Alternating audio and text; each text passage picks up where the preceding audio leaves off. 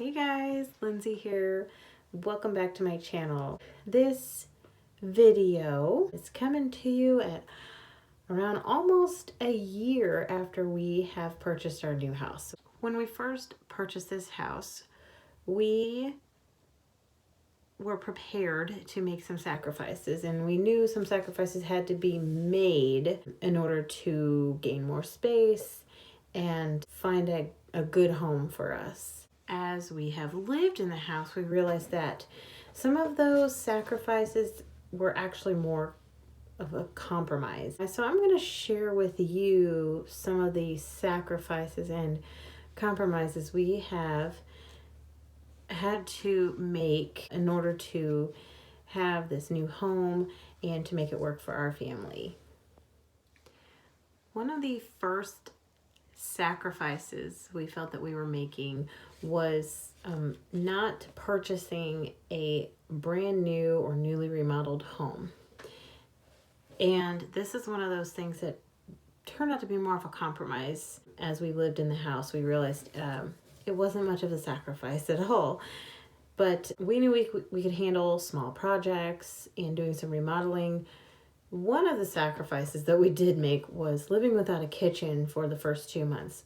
And originally we thought it was just going to be, we could move into the house and we would have the kitchen remodeled in a matter of days or a couple weeks. And it turned into 2 months because of the simple fact that last winter in Illinois was probably one of the coldest winters we'd had in a while, and we had a lot of precipitation that ended up freezing, which meant the storage shed that we had all of our materials and things for the new kitchen in the doors froze and we couldn't get in there.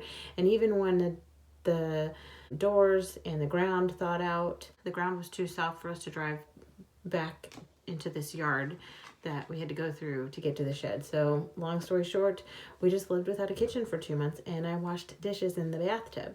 But once we were able to do the kitchen, we were able to make the kitchen the way we wanted to, and it fit our needs. So now I see those 2 months were very minuscule now in the grand scheme of things. Another sacrifice that I think I was probably the only one that really had to make this sacrifice was losing my master bathroom. So no master suite. I think I was spoiled for a few years, but I lived for a long time without it before we had one. So it was only a few years that we had a master bathroom attached to our bedroom. But we came into this house knowing that there were 2 full bathrooms, and one of those bathrooms is not very far from my bedroom. It has a beautiful clawfoot tub. This is an older house. It was built in 1926, so the previous owners tried to keep some of the things original to the style that would have been in that time when the house was built, or maybe close to it. I do like that, so I sacrificed having a master bathroom in order to have the clawfoot tub. The only thing that I can't do is get up first thing in the morning and walk straight to the bathroom. I actually have to get up and I have to walk down the hallway and hope that nobody else is in the bathroom already. So it's just a matter of changing my schedule just a little bit in the morning to make sure I can get into the bathroom when I need to. With the loss of my master suite came another compromise. This is definitely a compromise. We compromised on the bedroom sizes. My husband had built a beautiful master suite for us in our basement of the old house. I did help. I did a lot. Actually, I built a whole wall myself, so that made me more confident in being able to do some of the projects here in that new house because I knew I could do it. Anyway, the bedrooms in older homes tend to be a little bit smaller, depending on the style of home, but We knew some of the bedrooms were probably going to be a little bit smaller. Because some of the rooms are smaller, there are more rooms in the house in this space. So we just realized that since we had been living more minimally and getting rid of some things, we didn't have a lot of stuff to put in the room, so it didn't require a whole lot of space. My 2 younger boys, they decided they still wanted to share a bedroom and keep their bunk beds, so that meant they could have plenty of space in their room for their things. They have their bunk beds and then their 2 shelves and a little table with their TV on it, and they have a little Lego corner, and they also have the biggest closet. But because they share it, that justifies them having a big closet. With the smaller bedrooms comes smaller closets for the rest of us. But again, we don't have a lot of stuff. My husband and I were able to take one of the smaller bedrooms and fit everything in there that we needed.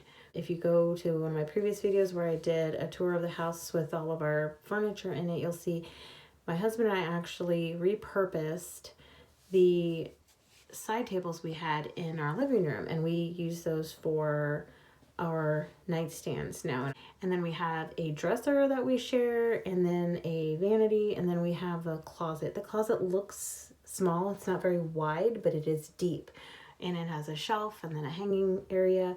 We only have what we need. I have more of a minimalist wardrobe. My daughter also has a fairly small closet. Hers is actually probably between the size of mine and my boys, but hers is also deep, so she can keep a lot of stuff in there. She keeps a hamper in there. She keeps her hanging stuff in there. She utilizes the shelf.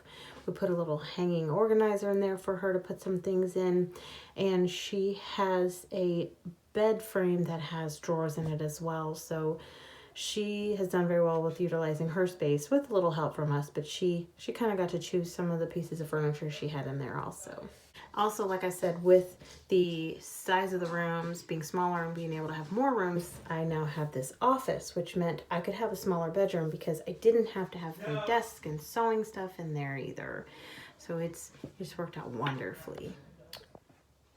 Another compromise we made that at first may have looked like a sacrifice to some people who didn't know our plan was that we were purchasing a house without a garage. We lived in a house for 14 years without a garage, and my husband was always saying he really wanted a garage, and the next house we purchased was going to have a garage, and then we bought a house without one. However, the plan that my husband and I had was we did not put in an offer on this house until we knew that we could put a decent sized garage in the yard. So before we put in an offer on the house, we politely asked the listing agent if we could come over to look at the backyard and measure and see if it had enough room and that it met the perimeters. Like, you can have a garage, but it has to be so far from the house and so far from the property line and all that. And we were on a corner lot, so that meant the front of the garage could not go past a certain point. We got all this information from the zoning department with our city, and lo and behold, we knew we had enough room that we could build a garage and we wouldn't lose a ton of yard space. I mean, we lost quite a bit, but we still have a lot of side yard and we still have plenty of room for the dogs.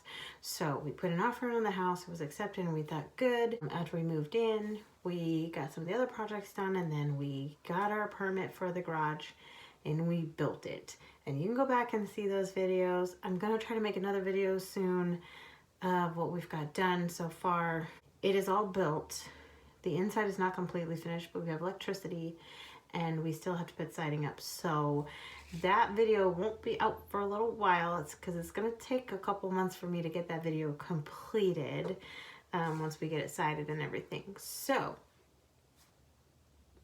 that was our compromise. We had to live without a garage for a little while. I still can't put my car in it, unfortunately, but I know that for years to come, I will be able to have a nice garage. My husband can work in there. I can put my car in there. We can have birthday parties in the summer and spring and whatever, and it'll be nice.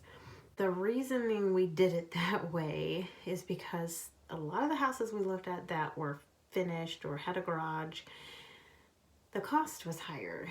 And I figured by doing it this way, we didn't have to ask the bank for as much money, and this way we're paying back less to the bank. We're paying less interest. We paid for a lot of it out of our own pocket for the garage build.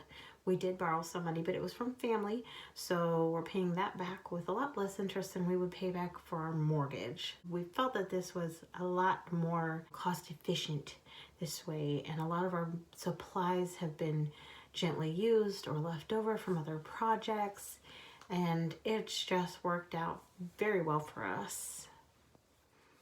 This last thing I'm going to talk to you about has to do with a big sacrifice of mine, bigger than losing my master bathroom. I had something on my wish list when we looked for houses, and some of the houses had this, but our current home does not, and that is laundry on the main level.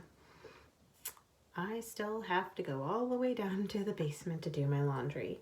Now, this was okay in the old house because my bedroom was down there, but I thought if we're going to have a bedroom upstairs and most of the stuff is going to be upstairs, like as far as where we're sleeping and where we keep our clothes, I wanted to have laundry closer to the upstairs, or at least on the main level. We originally purchased this house thinking we were going to turn one of the rooms downstairs into the laundry room, but after talking about it, we opted to let that room be a den and a guest space and playroom and craft room for the kids and space for them to do homework and all of that. And it just worked out better that way.